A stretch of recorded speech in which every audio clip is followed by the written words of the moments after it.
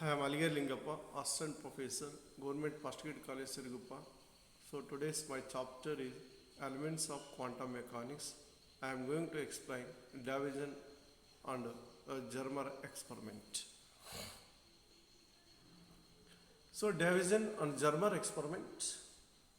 The experimental arrangement which consists of a vacuum chamber, then the filament, a movable detector, nickel target, then diffracted electron beam, then accelerator.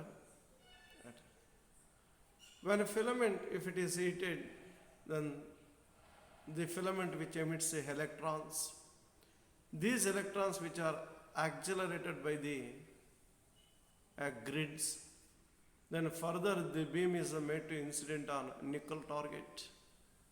It gets diffracted. This diffracted beam is detected by the mobile detector. Let theta the angle of diffraction. The experimental setup for the Davison and Germer experiment is enclosed within a vacuum chamber. Thus, the deflection and scattering of electrons by the medium are prevented. The main parts of the experimental setup are as follows. Electron gun. An electron gun is a tungsten filament that emits electrons via thermionic emission.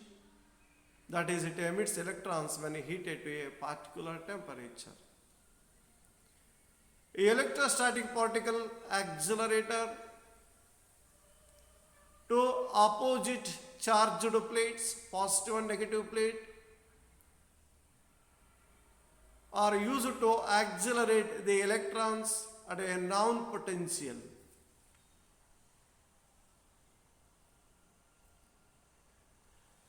Collimator, the accelerator is enclosed within a cylinder that has a narrow passage for the electrons along its axis. Its function to render a narrow and a straight beam of electrons ready for acceleration. The target is a nickel crystal. The electron beam is fired normally on the nickel crystal. The crystal is placed such that it can be rotated about a fixed axis. Detector. A detector is used to capture the scattered electrons from the nickel crystals. The detector can be moved in a semicircular arc as shown in the diagram. So, what about the diagram? That means above diagram.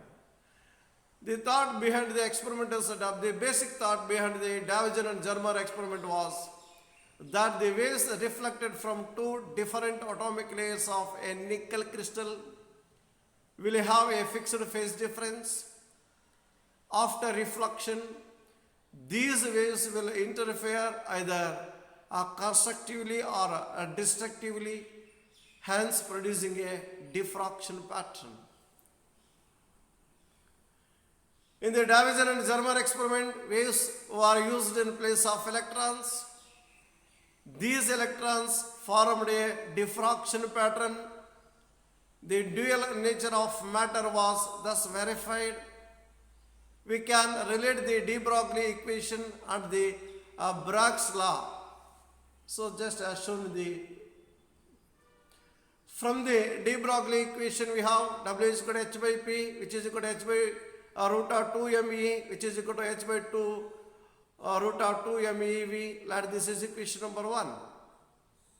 Where M is the mass of an electron, E is the charge on an electron, and H is the Planck's constant. Therefore, for a given V, an electron will have wavelength given by equation 1. The following equation gives Bragg's law. N lambda, which is equal to 2d sine of 90 minus theta by 2. Let this is equation number 2.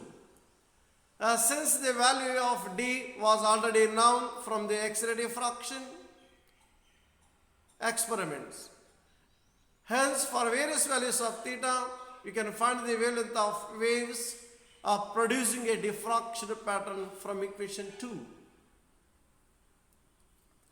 Observations of the Davison and Zermer experiment. A detector used here can only detect the presence of an electron in the form of a particle. As a result, the detector receives the electrons in the form of an electronic current. The intensity of this electronic current received by the detector and the scattering angle is studied. We call this current as the electron intensity. Intensity of the scattered electrons is not continuous. It shows a maximum and a minimum value corresponding to the maxima and the minima of a diffraction pattern produced by X-rays. It is studied from various angles of scattering and potential difference. For a particular voltage, say 54 volts, say the maximum scattering happens at a fixed angle only 50 degree. So as shown in the below figure. So plus between I, the intensity of scattering and the angle of scattering theta for given values of potential difference. For 40 volt, just you see the diagram, that means whatever the variation of current, then 44 volts, then 48 volts, then 54, 60, 64, and then the 68. We have different diagrams. But the angle is a maximum only at a particular voltage, say 54 volts, where theta is equal to 45 degree. So results of Davison and Zermer experiment. From the Davison and Zermer experiment, we get a value for the scattering angle theta and a corresponding value of the potential difference V, at which a scattering of electrons is a maximum. Thus, these two values from the data collected by Davison and Zermer, when used in equation 1 and 2, give the same values for lambda. Therefore, this establishes the de Broglie's wave particle duality and verifies his equation as shown below. From 1 we have lambda is equal to h by root of 2 MeV. For V is equal to 54 volts. We have lambda is equal to 12.27 by root of 54, which is 0.167 nanometer. Let this is equation number 3. So now the value of D from X array scattering is 0.092 nanometer. Therefore, for V is equal to 54 volts, the angle of scattering is 50 degree. Using this in equation 2. So then we have n lambda, which is equal to 2 into 0.092 nanometer into sine of 90 minus 50 by 2.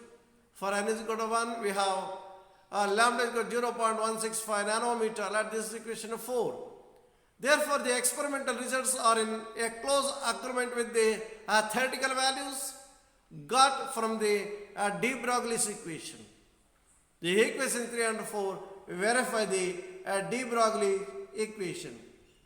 So that means the Davison and Zermer experiment, which gave an idea about the dual nature of matter. That means the matter which behaves as both wave in nature and also particle in nature. Here the electron which behaves as wave in nature, which exhibits the wavelength, which has a wavelength of 0.165 nanometer. That means the experiment gave an idea about dual nature of matter. Thank you.